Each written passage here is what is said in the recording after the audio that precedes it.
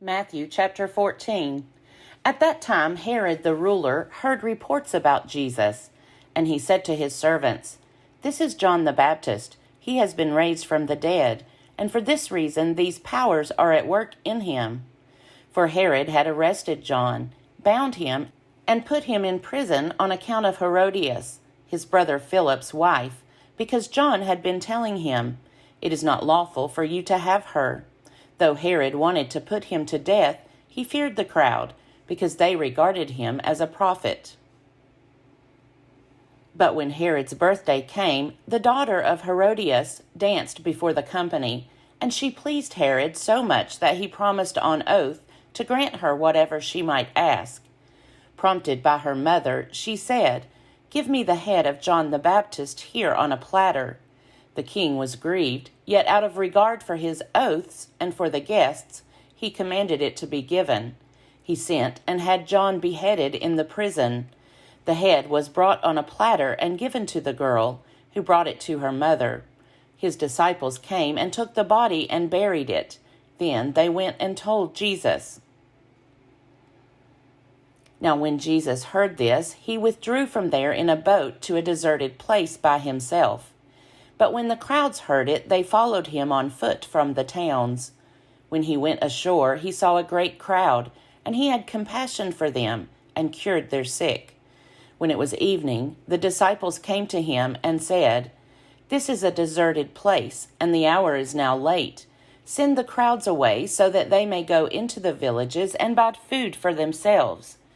Jesus said to them, "They need not go away. You give them something to eat."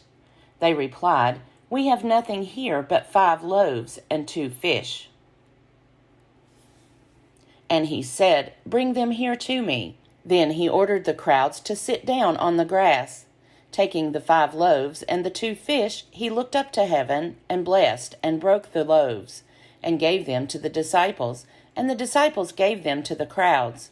And all ate and were filled, and they took up what was left over of the broken pieces, 12 baskets full, and those who ate were about 5,000 men, besides women and children.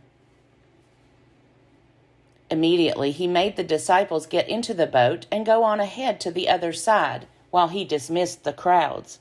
And after he had dismissed the crowds, he went up the mountain by himself to pray. When evening came, he was there alone, but by this time the boat, battered by the waves, was far from the land, for the wind was against them. And early in the morning he came walking toward them on the sea.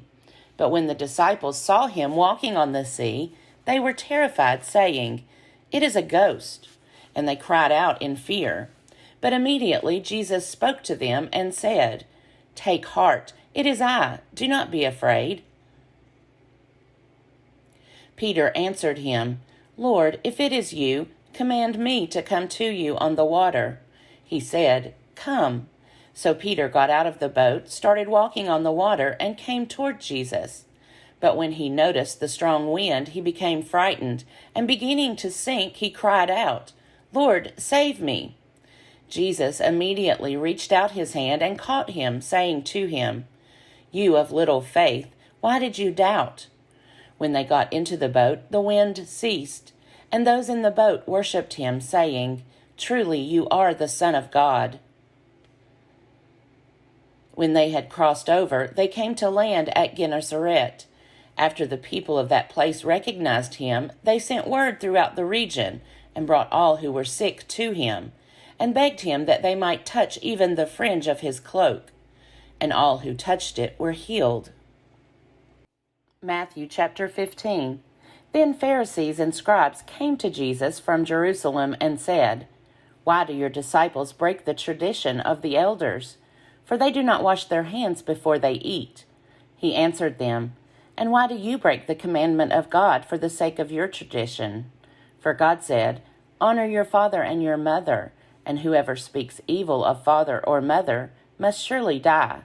But you say that whoever tells father or mother, 'Whatever support you might have had from me is given to God,' then that person need not honor the father.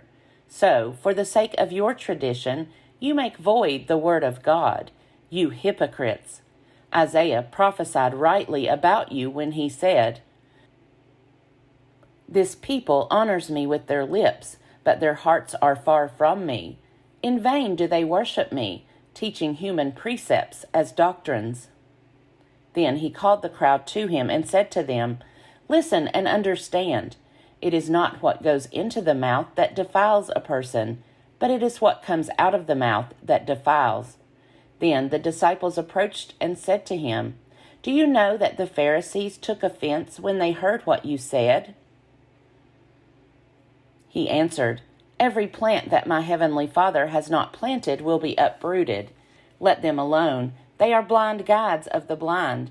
And if one blind person guides another, both will fall into a pit." But Peter said to him, "Explain this parable to us." Then he said, "Are you also still without understanding? Do you not see that whatever goes into the mouth enters the stomach and goes out into the sewer?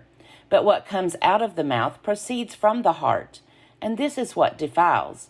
For out of the heart come evil intentions, murder, adultery, fornication, theft, false witness, slander. These are what defile a person, but to eat with unwashed hands does not defile." Jesus left that place and went away to the district of Tyre and Sidon. Just then, a Canaanite woman from that region came out and started shouting, "Have mercy on me, Lord, Son of David. My daughter is tormented by a demon." But he did not answer her at all, and his disciples came and urged him, saying, "Send her away, for she keeps shouting after us." He answered, "I was sent only to the lost sheep of the house of Israel." But she came and knelt before him, saying, "Lord, help me." He answered, "It is not fair to take the children's food and throw it to the dogs." She said, "Yes, Lord, yet even the dogs eat the crumbs that fall from their master's table." Then Jesus answered her, "Woman, great is your faith. Let it be done for you as you wish." And her daughter was healed instantly. After Jesus had left that place, he passed along the Sea of Galilee, and he went up the mountain, where he sat down. Great crowds came to him, bringing with them the lame, the maimed, the blind, the mute, and many others. They put them at his feet, and he cured them, so that the crowd was amazed when they saw the mute speaking, the maimed whole, the lame walking, and the blind seeing, and they praised the God of Israel. Then Jesus called his disciples to him and said, "I have compassion for the crowd, because they have been with me now for 3 days and have nothing to eat. And I do not want to send them away hungry, for they might faint on the way." The disciples said to him, "Where are we to get enough bread in the desert to feed so great a crowd?" Jesus asked them, "How many loaves have you?" They said, 7, and a few small fish. Then, ordering the crowd to sit down on the ground, he took the 7 loaves and the fish, and after giving thanks, he broke them and gave them to the disciples, and the disciples gave them to the crowds. And all of them ate and were filled, and they took up the broken pieces left over, 7 baskets full. Those who had eaten were 4,000 men, besides women and children. After sending away the crowds, he got into the boat and went to the region of Magadan. Matthew chapter 16. The Pharisees and Sadducees came, and to test Jesus, they asked him to show them a sign from heaven. He answered them, "When it is evening, you say, 'It will be fair weather, for the sky is red.' And in the morning, 'It will be stormy today, for the sky is red and threatening.' You know how to interpret the appearance of the sky, but you cannot interpret the signs of the times. An evil and adulterous generation asks for a sign, but no sign will be given to it except the sign of Jonah." Then he left them and went away. When the disciples reached the other side, they had forgotten to bring any bread. Jesus said to them, "Watch out and beware of the yeast of the Pharisees and Sadducees." They said to one another, "It is because we have brought no bread." And becoming aware of it, Jesus said, "You of little faith, why are you talking about having no bread? Do you still not perceive? Do you not remember the 5 loaves for the 5,000, and how many baskets you gathered? Or the 7 loaves for the 4,000, and how many baskets you gathered? How could you fail to perceive that I was not speaking about bread? Beware of the yeast of the Pharisees and Sadducees." Then they understood that he had not told them to beware of the yeast of bread, but of the teaching of the Pharisees and Sadducees. Now when Jesus came into the district of Caesarea Philippi, he asked his disciples, "Who do people say that the Son of Man is?" And they said, "Some say John the Baptist, but others Elijah, and still others Jeremiah or one of the prophets." He said to them, "But who do you say that I am?" Simon Peter answered, "You are the Messiah, the Son of the living God." And Jesus answered him, "Blessed are you, Simon, son of Jonah, for flesh and blood has not revealed this to you, but my Father in heaven. And I tell you, you are Peter, and on this rock I will build my church, and the gates of Hades will not prevail against it. I will give you the keys of the kingdom of heaven, and whatever you bind on earth will be bound in heaven, and whatever you loose on earth will be loosed in heaven." Then he sternly ordered the disciples not to tell anyone that he was the Messiah. From that time on, Jesus began to show his disciples that he must go to Jerusalem and undergo great suffering at the hands of the elders and chief priests and scribes, and be killed, and on the 3rd day be raised. And Peter took him aside and began to rebuke him, saying, "God forbid it, Lord, this must never happen to you." But he turned and said to Peter, "Get behind me, Satan. You are a stumbling block to me, for you are setting your mind not on divine things, but on human things." Then Jesus told his disciples, "If any want to become my followers, let them deny themselves and take up their cross and follow me.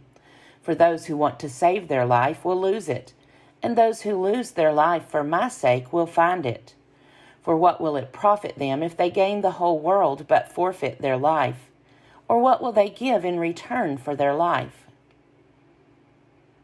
For the Son of Man is to come with his angels in the glory of his Father, and then he will repay everyone for what has been done. Truly, I tell you, there are some standing here who will not taste death before they see the Son of Man coming in his kingdom."